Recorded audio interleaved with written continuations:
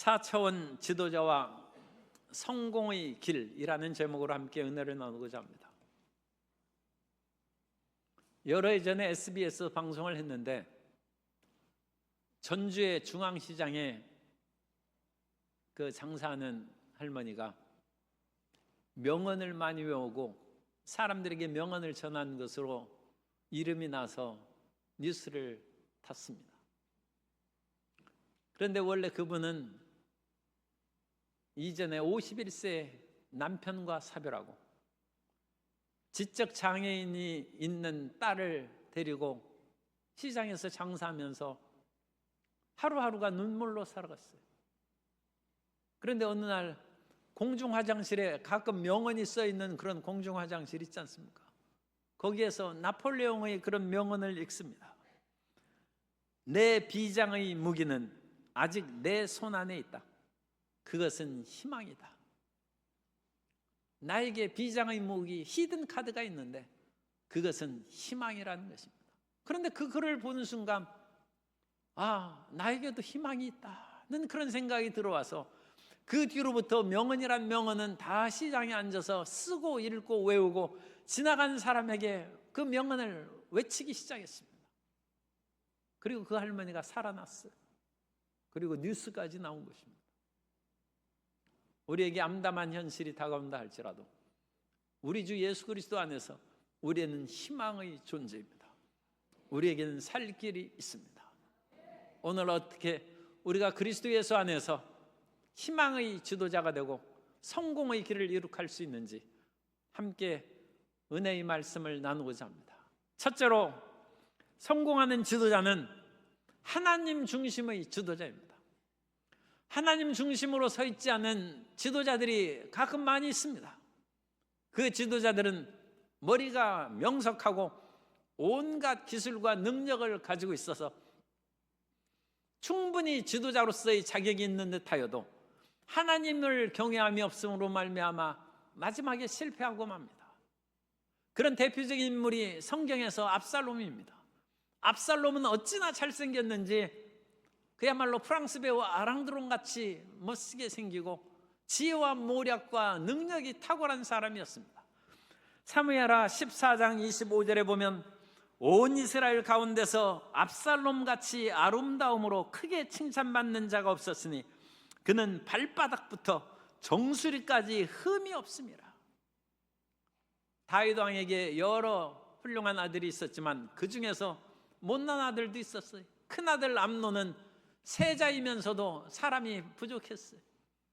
그래서 이복 여동생을 근친상간함으로 말미암아 그 딸을 파멸시키게 되는데 그 여동생의 동복 오빠가, 그러니까 이제 같은 어머니에게서 아버지는 뭐 다 이제 왕자 공주니까 똑같고 어머니가 다른 사람은 암논과 압살롬은 서로 어머니가 다릅니다.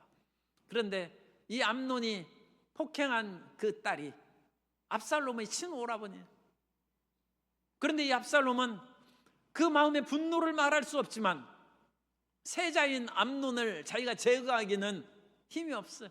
공연히 몇 마디 하다가 서로 원수될 것을 걱정하고 그러다면 딸의 마음의 원한을 풀어주지 못할까 해서 압살롬이 암논에게 아무 말도 안 합니다.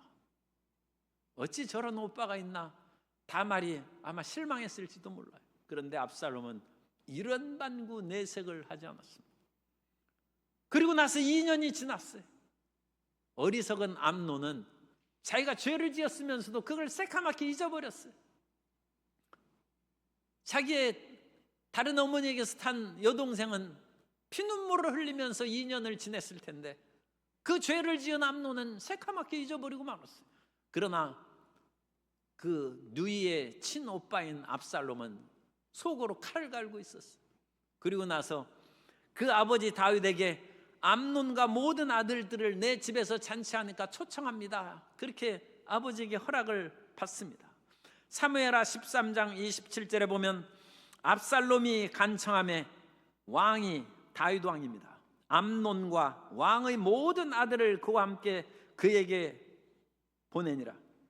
압살롬이 이미 그의 종들에게 명령하여 이르기를 너희는 이제 암논의 마음이 술로 즐거워할 때를 자세히 보다가 내가 너희에게 암논을 치라 하거든 그를 죽이라. 두려워하지 말라. 내가 너희에게 명령한 것이 아니냐.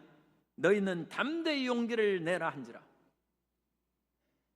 어리석은 암논은 자기가 잘못한 그 친오빠가 멀쩡히 살아있음에도 불구하고 그 초대를 받아가지고 술로 그야말로 마음을 즐겁게 할 때 압살롬이 명령함에 암논이 죽고 말았어요. 압살롬은 계교가 있는 사람입니다.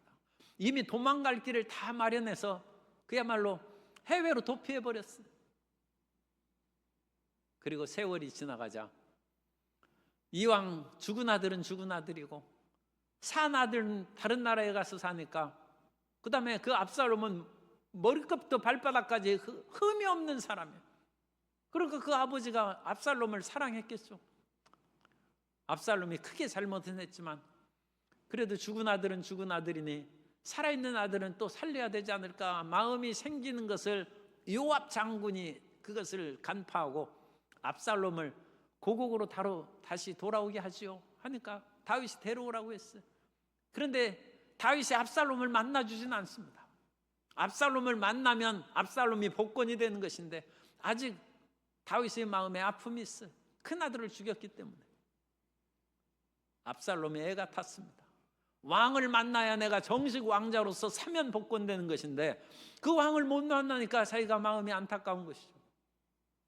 얼마 전에 8.15 특사로 수많은 사람이 사면 복권됐는데 또 이렇게 많은 사람이 사면 복권된 것을 보고 놀랐어요. 41만 6,847명이 사면 복권됐어요.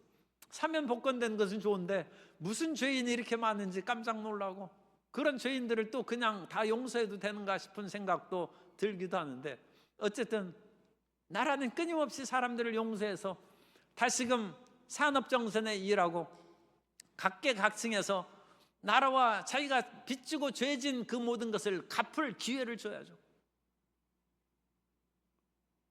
압살롬도 자기가 사면 복권되기를 기다렸는데 그 일을 다리를 놓아줄 사람이 자기를 그 외국에서 돌아오게 한 요압 장군입니다. 그런데 요압 장군을 자기가 만나고 싶어가지고 자꾸 사람을 보내는데 요압 장군이 안 만나주는 거예요. 요압 장군은 뻔히 압살롬의 속마음을 알고 있죠. 나를 통해서 아버지 다윗 왕에게 나아가 사면 복권을 받게 하는 것을 압살롬이 원하고 있는데 내가 그 일을 놓아줘서 일이 잘 되면 뭐 내가 장군인데 뭐 압살롬이 왕자로 뭐 특별히 더 잘해줄 거 뭐 있겠습니까? 잘 돼도 내게 큰 이익은 없어. 그런데 만일 다윗 왕의 심기를 건드리면 자기는 군대 장관에서 쫓겨날 수 있어요. 그러니까 요압이 안 만나주는 것입니다. 압살롬은 머리가 비상한 사람이에요. 압살롬이 요압 장군이 보리밭에 불을 질렀어요. 자기 집에 불을 자기 보리밭에 불을 질렀다는 종들의 그 얘기를 듣고 요압의 성격이 또 급한 사람이에요. 어떤 놈이 그랬느냐 물어보니까 압살롬의 종들이 장군의 밭에 불을 질렀다. 아니 이런 장군을 무시해도 분수가 있지. 요압이 뛰어왔어. 압살롬의 집에 제 발로 요압이 들어왔어. 요압 장군이 화를 내자 압살롬이 그냥 껄껄껄 웃으면서 아니 장군께서 보리밭 조금 탄 걸 가지고 왜 이리 화를 내십니까? 보리밭 값은 제가 다 물어드리겠습니다. 요압이 아차했겠죠. 이미 압살롬이 꽤 넘어가서 제 발로 그 집에 들어가는 것입니다. 그래 무슨 일로 나를 부른 것이오? 장군도 알다시피 내가 아버지 다윗 왕을 만나야 되는데 장군밖에 다리를 놓아줄 사람이 없습니다. 할 수 없이 요압이 다윗 왕을 만나게 해준 즉 압살롬이 복권이 됐어요. 그런데 압살롬은 치밀하고 간교한 사람입니다. 자기가 왕자로 복권된 것으로 만족하지 않냐고 자기는 왕이 될 꿈을 가지고 있어요. 그래서 예루살렘 시내에서 다윗 왕에게 요청할 것이 있고 재판의 문제가 있는 사람을 압살롬이 가로막고 서서 그들을 붙잡고 그들에게 좋은 판결을 내려줌으로써 압살롬이 백성들의 마음을 빼앗았다는 것입니다.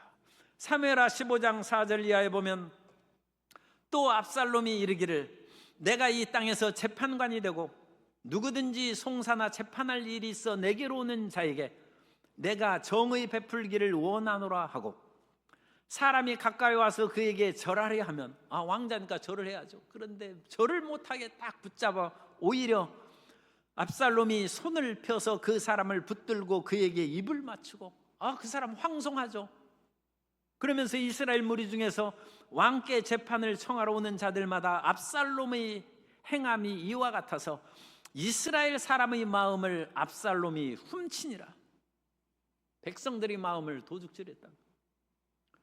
그래서 백성들의 마음이 압살롬을 향하여 기울어졌어요.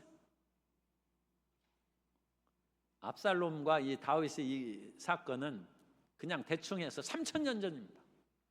3000년 전에도 이 대중의 마음을 휘어잡는 이와 같은 간교한 정치인들이 있는.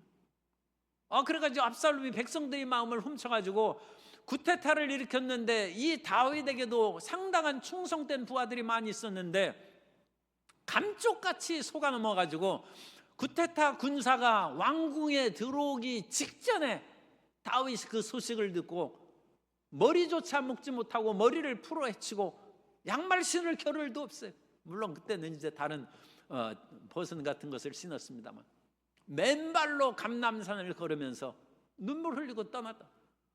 압살롬이 얼마나 백성들의 마음을 사로잡고 구테타를 치밀하게 전개했는지 우리가 알 수 있습니다. 그러면 성공을 해야죠. 그런데 마지막 성공은 하지 못했습니다.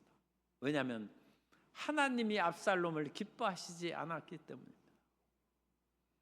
마지막의 승리는 하나님께서 인정하실 때 최후의 승리가 이루어지는 것입니다. 동양에서는 활용점정이라는 말이 있어요.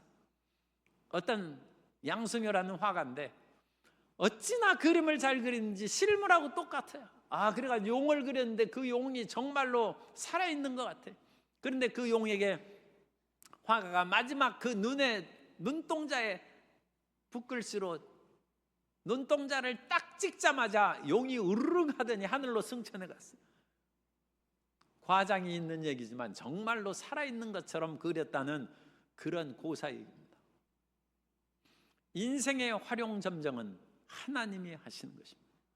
우리 인생의 최후 승리는 하나님을 경외하는 자에게 주신 줄 믿습니다.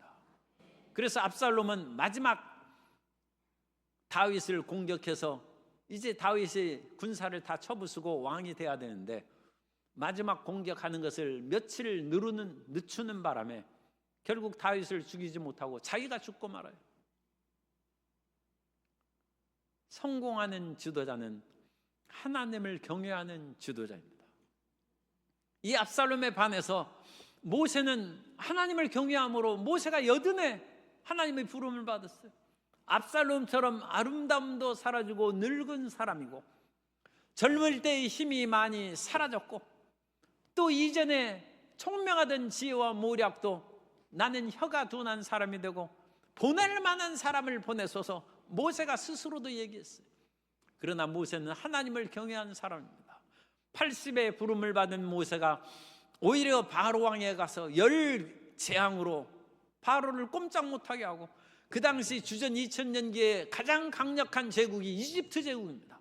그 이집트 제국을 다 무너뜨리고 이스라엘 백성들을 노예에서 해방시키고 홍해가 넘실대는 데 있어서도 모세가 지팡이를 들매 홍해가 갈라짐으로 백성이 홍해 바다를 육지같이 건너고 하나님을 경외하는 자에게는 최후 승리가 있는 줄 믿습니다. 그러므로 우리 모든 성도님들은 예수 안에서 하나님의 자녀요 왕같은 제사장이므로 지도자들입니다. 가정을 이끌어갈 때, 직장 생활할 때, 사회의 모든 행동할 때 예수 믿는 사람은 지도자입니다. 하나님을 경외함으로 말미암아 사람들에게 승리와 성공을 이끌어가는 지도자 되시기를 예수님 이름으로 축복합니다. 두 번째로 이 지도자가 가는 길이 모든 길이 항상 형통하고 평탄한 것은 아닙니다. 우리가 암담한 현실을 만날 때가 있는데 지도자는 암담한 현실을 꿰뚫고 바라보는 지도자입니다. 구름이 가득한다 할지라도 우리 모든 성도님들은 이미 알고 있습니다. 아무리 먹구름이 가득하여도 그 먹구름 위에는 찬란한 태양이 꺼지지 않고 빛난다는 것을 우리는 경험상으로 다 알고 있어요. 아무리 흑암이 가득하고 비바람과 눈보라가 몰아친다 할지라도 그 위에는 찬란한 태양이 빛나고 있다는 것을 우리는 다 알고 있습니다. 우리의 인생에 어둠이 가득하고 암담함이 우리의 앞길을 가로막는다 할지라도 우리 예수님 믿는 사람의 그 저편에는 빛나는 태양이 있다는 것을 믿으시기 바랍니다. 우리는 아무리 사망과 흑암의 세력이 우리 앞길을 막는다 할지라도 그 너머에 부활과 생명의 역사가 우리를 기다리고 있음을 압니다. 그것을 항상 마음 가운데 받아들이고 담대히 전진하는 하나님의 자녀가 되어야 될 줄로 믿습니다. 오늘의 본문은 사도 바울이 제2차 선교 여정을 떠나는 그 내용이 지금 기록되어 있습니다.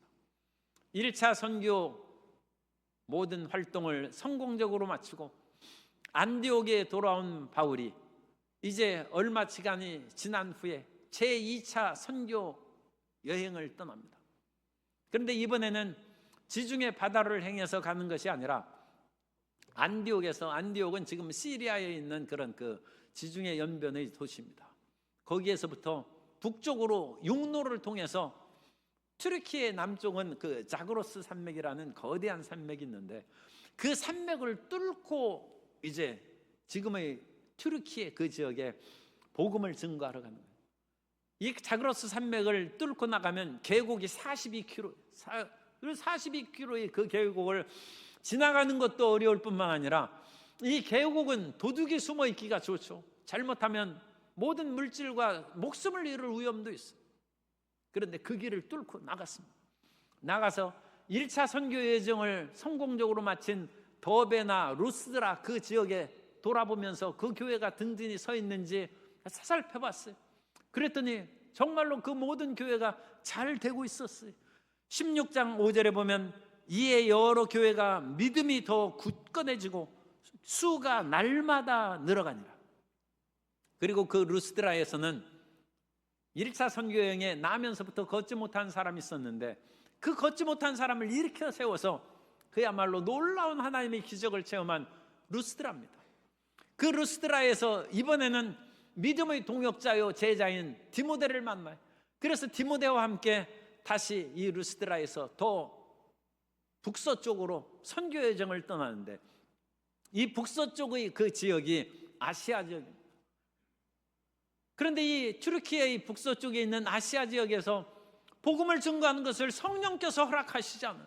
이상하게 이때부터 이 일이 안 되는 거예요. 거기에서 갈라디아, 비두니아로 가고자 하네 거기에서도 이 일을 안 돼. 무시아를 지나서 복음을 증거하려 할 때도 예수의 영이 허락하지 않는 밤을 만났습니다. 사도 바울이 지금 다른 일을 하는 것도 아니고 그리스도 예수의 복음을 증거하는 선교 여정을 시작하였고 모든 일이 순조롭게 잘 진행되고 있었습니다. 그런데 이 아시아 지역에 갔을 때 모든 것이 안 되는 것입니다. 밤을 만난 것입니다. 우리 인생에도 이와 같이 어렵고 힘든 일을 만날 때 있습니다. 열심히 주일 예배를 드리고 그야말로 성경을 읽고 쓰고 열심히 기도하며 살아왔는데 갑자기 몸에 질병이 다가오거나 사업에 어려운 문제가 다가와서 암담한 현실이 우리를 부딪힐 때가 있는 것입니다. 그러나 그 밤을 만났을 때 하나님의 사랑을 의심하거나 낙심하거나 두려워하지 않게 되시기를 주님 이름으로 축복합니다. 우리가 밤을 만난 것은 하나님께서 새로운 길을 열어주시는 것입니다. 이 밤을 만난 사도 바울은 부르짖어 기도했을 것입니다. 하나님 앞에 부르짖어 기도한 날이 얼마나 됐는지 몰라도 그 밤에 환상을 봅니다. 그 환상에 마게도냐인이 나타나서 이리로 건너와서 우리를 도우라고 합니다. 사도 바울은 지금 육지 안에서 선교하는 것에 마음을 쏟아놓고 그거에 몰두하고 있는데 하나님의 성령께서 바다를 건너가라는 거예요. 이건 생각지도 못한 일이에요. 우리가 지금 하는 그 모든 일을 뛰어넘어서 바다를 개척하는 일은 그야말로 콜럼버스가 인도로 가는 길이, 육로의 길이 막히자 바다를 통해서 인도에 가겠다고 해서 대서양을 간 것처럼 새로운 혁명적인 일입니다. 하나님께서는 이 밤에 하나님 앞에 부르짖어 기도함으로 사도 바울에게 마게도냐 선교를 이끌어 가신 것입니다. 이 마게도냐의 선교를 이끌어간 것을 후대의 역사학자 아놀드 토인비가 얘기했습니다. 바울은 유럽 문명의 씨앗을 가지고 바다를 건너갔다는 것입니다. 이 애기의 바다를 건너간 것은 나중에 기독교로 번영하는 유럽이 이 바울의 복음 전파의 그 첫 시작으로 말미암아 이루어졌다는 것을 역사학자가 얘기한 것입니다. 이 위대한 역사의 시작을 사도 바울이 암담한 현실 가운데 하나님 앞에 부르짖어 환상을 본 것으로 시작합니다. 성도 여러분이 오늘날 다가오는 그와 같은 어떤 어려움이 있어도 사람에게 애걸하지 말고, 사회를 원망하고 불평하지 말고, 자기 자신이 끌어엎드려 하나님의 지혜와 계시의 영으로 충만히 체험받게 되시기를 예수님의 이름으로 축원합니다. 주님께서는 우리에게 예수 그리스도의 보혈로 씻어주시고 예수님의 피로써 우리를 거룩하게 하셨습니다. 우리가 거룩하게 된 것으로 인하여 가장 큰 축복이 임하게 된 것은 거룩한 성령이 임하신 것입니다. 성령은 홀리 스피릿입니다. 거룩한 영입니다. 일반 죄인들에게는 성령이 임하실 수 없어요. 만일 죄인이 성령의 거룩함을 부딪히면 죄인은 죽습니다. 그 위대한 역사가 이사야 6장에 나오죠. 이사야가 멋모르고 하나님 앞에 부르짖어 기도하다가 하나님의 영광의 모습을 보자 이사야가 외칩니다. 화로다 나여 망하게 되었도다. 나는 입술이 부정한 백성이요 입술이 부정한 백성 중에 거하면서 만군의 야훼를 배웠음이로다. 죄인이 하나님을 만나면 죽는 것입니다. 그러나 우리가 예수 그리스도의 보혈로 씻음받아 거룩하게 되었으므로 우리 안에 성령이 임한 것을 항상 잊지 않고 감사하시게 되시기를 주님의 이름으로 축복합니다. 따라서 하세요. 내가 예수님 믿고 성령을 받았습니다. 나는 성령 충만한 사람입니다. 그런데 성령이 충만하면 성령께서는 우리에게 환상, 꿈을 주신다는 거예요. 요엘서 2장 28절 이하에 보면 요엘서 2장 28절 이하에 그 후에 내가 내 영을 만민에게 부어주리니 너희 자녀들이 장래일을 말할 것이며 너희 늙은이는 꿈을 꾸며 너희 젊은이는 이상을 볼 것이며 그때 내가 또 내 영을 남종과 여종에게 부어줄 것이며. 예수님을 믿으면 남녀노소 빈부귀천을 막론하고 성령이 임하시고 성령의 내일을 얘기하는 예언하는 것이나 꿈이나 이상을 보는 것이 다 같은 뜻입니다. 내일에 대한 비전을 갖는 것. 성령께서 오셔서 내일에 대한 환상을 보여주심으로 지금 눈앞에 있는 암담한 현실을 뚫고 나갈 수 있는 하나님의 자녀로 삼으시는 것입니다. 지금 눈앞에 있는 물질의 문제, 식장의 문제, 지우의 문제, 그것이 지금 발등에 떨어진 불이긴 합니다만 그것이 인생을 성공시키는 것이 아닙니다. 인생을 성공시키는 것은 우리 앞에 있는 비전입니다. 하나님께서는 우리에게 성령으로 말미암아 이 꿈을 주시고 암담한 현실을 뚫고 바라보는 눈이 열리는 하나님의 자녀가 되기를 원하시는 것입니다. 하나님의 성령을 받고 이러한 비전으로 충만한 내일을 향하여 전진해 나아가는 자녀요 지도자가 되시기를 주님의 이름으로 축복합니다. 세 번째로 이와 같이 꿈과 비전을 가졌으면 실천해야 됩니다. 비전을 실천하는 지도자. 우리 옆에 계신 성도님에게 비전을 실천하는 지도자가 됩시다. 아무리 꿈이 있어도 실천을 안 하면 아무 소용이 없어요. 우리는 우리에게 다가온 일을 실천하고 행해야 됩니다. 성도 여러분이 우리 디즈니랜드에서 운행하는 것 같은 작은 카트를 타고 우리 이 언덕길을 올라오신 분이 계세요. 그런 분이 있으면 원래 그 카트를 성도님들이 저 밑에 뭐 마트라든지 거기에서부터 또는 경남 아파트에서 걸어오는 것이 힘드니까 셔틀버스나 뭐 그런 것을 운행하자고 하는데 그 버스가 어디에서 구하고 또 그것을 운전한 사람은 오고 또 뭐 온갖 그런 일들이 복잡해요. 그런데 우리 어떤 장로님이 그렇게 하자. 어느 날 저한테 말도 없이 그냥 카트를 3개 사왔어요. 자기 돈으로 그냥. 그래가지고 그거 운행하자. 또 사람들이 깜짝 놀라는 거야. 아니 이거 해가지고 떨어지면 어떡하려고 이렇게 위험하게 하네. 아니 그래 안전하게 운영합니다. 그래가지고 그걸 하니까 성도님들이 무슨 디즈니랜드 여행하는 것처럼 그거 타고 다 올라오니까 기뻐가지고 얼굴이 한박꽃처럼 피는 거예요. 말 많고 아무 일도 안 한 사람은 아무 일도 못합니다. 실패를 두려워하지 말고 실천하는 성도인 되시기를 주님 이름으로 축복합니다. 우리가 성공하지 못한 것은 꿈이 없어서가 아니라 지혜가 없어서가 아니라 실천하지 않기 때문입니다. 대부분의 사람들은 참으로 지혜가 있고 힘도 있어요. 그런데 실천하고 그 일을 하지를 않아요. 왜? 실패를 너무 두려워해요. 우리 인생이 웬만큼 살 만큼 살았으면 이제 걱정할 거 없어요. 그리고 예수님 믿는 사람은 우리가 어떻게 돼도 예수님이 도와주십니다. 그걸 믿는 것이 신앙이죠. 그래가지고 그걸 실천을 해야 돼요. 아일랜드에서는 성자 패트릭이 있는데 이 패트릭은 원래 아일랜드 사람이 아니에요. 패트릭은 영국 사람입니다.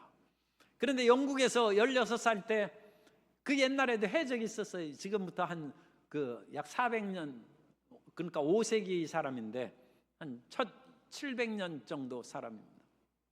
1700년 전에도 해적들이 있어가지고 이 패트릭을 붙잡아다가 아일랜드에 노예로 팔았어요. 그때가 16살이에요.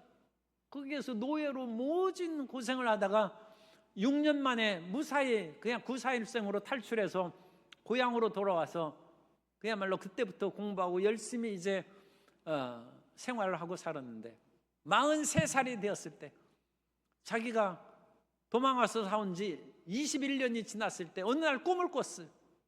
그 꿈에 아일랜드 사람들이 꿈속에 나타났어요. 자기가 노예로 섬기던 그 아일랜드 사람들이 나타나가지고 그 패트릭이 그때도 아마 예배드리고 기도하는 모습을 그 노예로 생활하면서도 보였던가 봐요.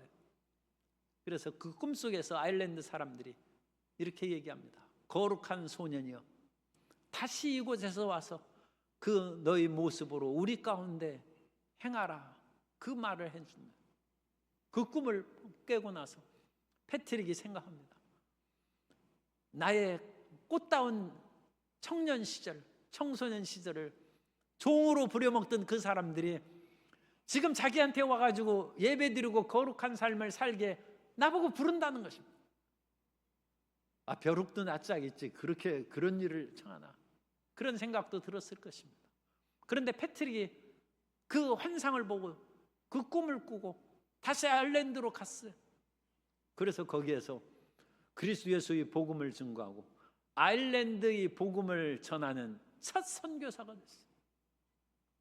그래서 이 패트릭을 기념하면서 오늘날 아일랜드에서는 3월 17일 날 성 패트릭 기념일이라 해서 세인트 패트릭스 데이 해서 패트릭의 날을 삼아가지고 온갖 사람들이 녹색 옷을 입고 녹색 등을 키고 심지어 주스도 녹색 주스로 팔고 모든 것을 다 패트릭을 기념합니다. 물론 패트릭이 그냥 영국에서 살다가 죽었으면 그냥 예수 믿고 천국 갔겠죠. 그러나 아일랜드 사람들에게 복음을 증거하고 1700년이 지나도록 그 이름을 기억하고 존경받는 사람이 되지는 못했을 것입니다. 우리에게 어려운 현실이 다가와도 그 현실을 두려워하지 말고 실천하여 전진하는 성도 여러분 되시기를 주님의 이름으로 축복합니다. 어떤 성도님이 나이가 70이 넘었는데 내 소시적 꿈이 기타 치는 거래요. 그런데 이제 나이가 들어서 기타 못 친다는 거예요. 아니 70 넘어도 왜 기타를 못 쳐요? 손톱 깨끗이 깎고 이렇게 해서 코드를 잡고 치면 되지. 우리가 70에 기타를 배워서 훌륭한 연예인이 되자고 하는 것이 아니라 우리는 우리의 꿈을 향하여 방향을 잡고 그것으로 전진하는 것입니다.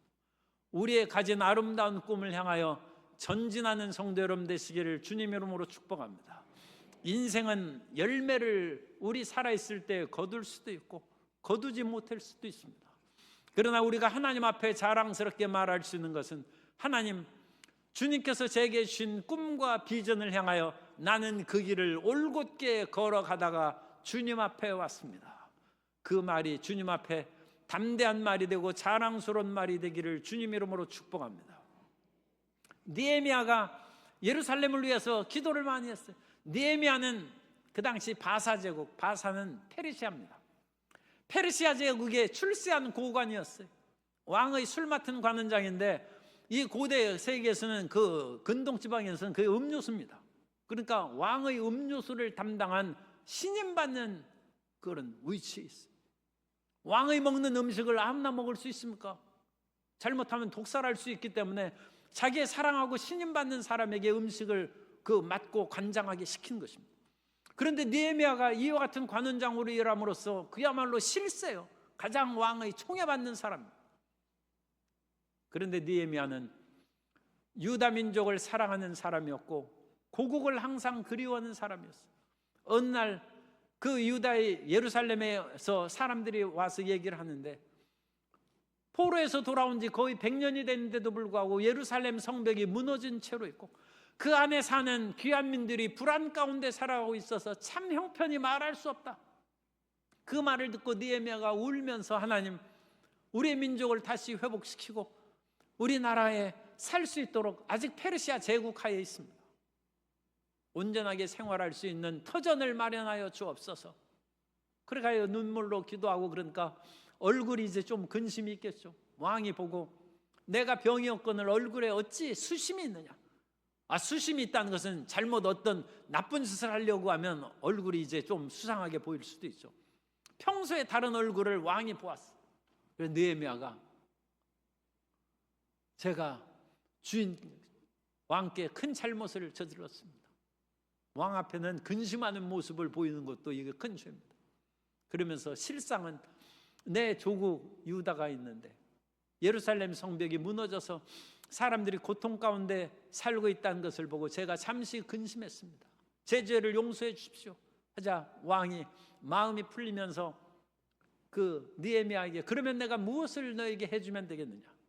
그러자 느헤미야는 거기에서 출세받고 사람들이 다 부러워하는 실세의 자리, 비서실장 자리예요. 그 자리를 놓고 저 예루살렘은 페르시아 제국의 변방의 작은 그런 고을에 불과합니다. 그곳에 총독으로 그와 같이 임명을 받아서 가게 된 거죠. 사람은 자기가 기도한 것이 자기 몸으로 실천할 수 있는 기회가 오면 그것을 실천해야 그게 진짜 기도예요. 말로만 기도하고 진짜 그것을 할 수 있는 데는 안 하고 그러면 그건 헛기도죠. 느헤미야는 자기의 부귀영화를 내려놓고 예루살렘으로 갔는데 예루살렘으로 가다 보니까 주변의 온갖 대적들이 자기를 살해할 위험도 있고 또 성벽 건축해서 유다 민족이 강하게 되면 자기들에게 위협이 될까 해가지고 성벽도 건축하지 못하도록 방해하는 거예요. 그래서 우리가 느헤미야서를 읽고 그러면 한 손에는 칼을 들고 한 손에는 연장을 들고 그렇게 일하면서 적군이 쳐들어오면 막을 준비하면서 그렇게 열심히 일을 했다는 거죠. 느헤미야가 성벽을 건축하고 예루살렘이 안정되자 그로 말미암아 에스라의 종교개혁이 이루어지고 유대교가 진정이 성립되어서 나라의 군사적 정치적인 독립은 이루어지지 않았지만 종교적으로 포로의 귀환민들이 독립하고 유대교로 말미암아 굳건하게 신앙의 터전이 세워져서 예수 그리스도께서 오실 수 있는 기반이 마련된 역사가 이루어진 것입니다. 이 느헤미야는 그 하나님에 대한 헌신과 실천을 통하여 나라가 세워지는 그 일은 하나님께서 그 당시에 허락하지 않았어요. 그러나 종교적으로 굳건히 세워짐으로 일종의 건국의 아버지가 됩니다. 그러니까 건국 훈장을 받아야 돼요. 오늘 우리 가운데 어떤 일이 있다 할지라도 마음속으로만 생각하지 말고 그 일을 실천하고 행동으로 전진해 나아가는 성도 여러분 되시기를 주님의 이름으로 축복합니다. 지금도 늦지 않았습니다. 옛날 10대가 지나면 이제 공부할 나이가 지났다고 했는데 20대 된 자녀가 부모님한테 아버지 제 나이가 많아서 이제 공부 못하겠습니다 하면 아버지가 얼마나 기가 막히겠어요. 아니 20살이면 다시 검정고시라도 봐서 얼마든지 시작할 수 있고 30에도 시작할 수 있고 어떤 할머니는 60, 70에 야학을 공부해가지고 그때 한글 배워가지고 시를 써가지고 80에 시 문인화전을 만들고 오늘 우리에게 필요한 것은 우리의 가진 꿈을 실천하는 것입니다.